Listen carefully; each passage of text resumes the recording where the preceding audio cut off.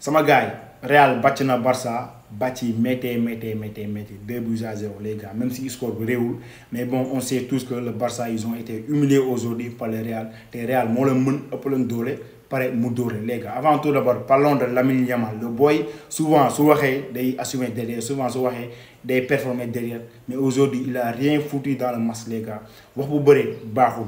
Surtout boo nekkee jeune bu fekkee ay joueurs yi nga xamante ne ay joueurs yu mag lañ ay joueurs yu mag nga tu as prouvé tu as tout fait là tu peux parler suba boo assumé kenn du am lu muy wax parce que t'as déjà prouvé mais Lamine Yamal même s'il est talentueux mais on sait tout ce qui parle pour les gars il a mis de l'huile sur le feu mais bon aujourd'hui il a été fracassé par les joueurs du Real Madrid gis naa ko si fin match muy indi coow entre lui et Vinicius mais bon c'est ça quoi c'est ça le football mais bon aujourd'hui il faut tomber sur lui te il faut ñu dal ci kawam les gars.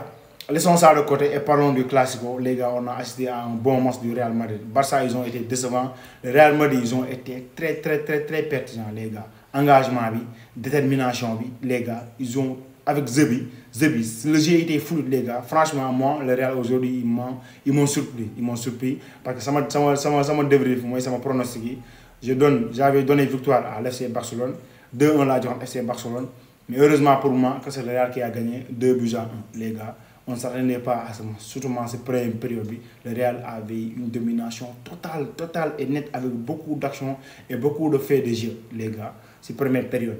22e minute, là, Mbappé Dougal, après une magnifique passe en profondeur de Jude Bellingham, 1-0. Mais contre le coup du jeu, Barça Dougal à la 38e minute grâce à un but de Fermin Lopez. Ce boy, moi, il me plaît, c'est un bon joueur, c'est un très grand joueur, Fermin Lopez. C'est l'un des meilleurs numéros 10 au monde.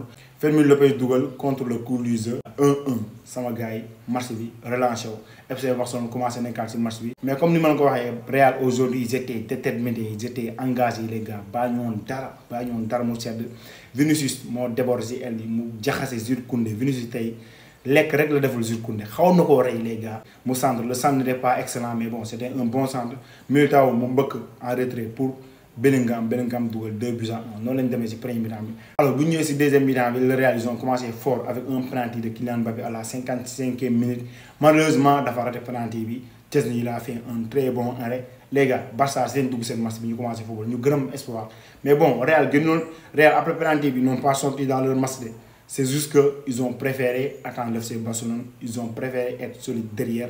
Nous avons fait FC Barcelone pour procéder encore. Les gars, Real a une occasion encore, nous double, mais c'était encore une fois aujourd'hui. Il y avait beaucoup de faits de jeu dans ce match, les gars. Un penalty annulé par la VAR, mon penalty Lamine Yamal ça a été annulé par la VAR. Les gars, 3 buts marqués et annulés par hors-jeu, les gars. 3 buts marqués et annulés par hors-jeu et un penalty raté par Kylian Mbappé. But yëpp buñ dugoon, même si Barça c'est une défense, ils ont très bien joué, mooy ligne hors-jeu bi, mais but yëpp buñ dugoon tey Barça 5 lay encaissé wala 6 lay encaissé. Mais heureusement eux aussi ils ont bien joué. Sama gars, sama ñëw ci côté Barça, aujourd'hui ils ont été très décevants. Même si moi je les ai mis favoris avant match bi mooy sama vidéo pronostic bi waxoon naa ñoom ñooy gagné mais aujourd'hui ils ont été très décevants. Real Madrid il les a dominés dans tous les compartiments du jeu même si seen ligne défensive bi bon même si encaissé nañ benn bi mais ça a été un peu cohérent parce que am na 3 bi yi nga xamante ne dugg na te ay hors-jeu lañ les gars bi yooyu ay hors-jeu lañ mais bon dans l'ensemble Barça c'est faible. Lamine Yamal lui aussi il a été très décevant boobu il a beaucoup parlé il a été très décevant il a rien foutu dans le match. Les gars, conséquences ici match les gars, moi Real Madrid il a 5 points de plus par rapport à l'FC Barcelone. Real moi paye, Barça moi 2. Barça vous devez faire attention, Villarreal de notre même si ils ont un peu plus de points d'avance par rapport à Villarreal. Les gars, deuxième point moi confrontation directe pour l'instant Real moi mené 1-0. 1-0 le Real mené.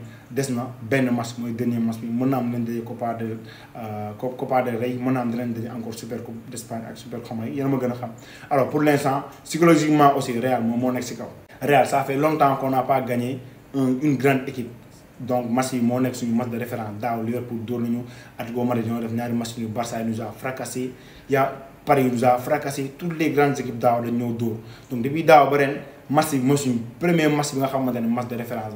Du coup félicitations à Alonso. J'avais des doutes par rapport à ce match mais bon aujourd'hui il nous a montré qu'il est en train de travailler le travail est en train de payer. Alors les gars c'est tout pour aujourd'hui, abonnez-vous à ma chaîne, activez la cloche de notification. C'était Amadou de Parlons Football jaa ngeen jëf.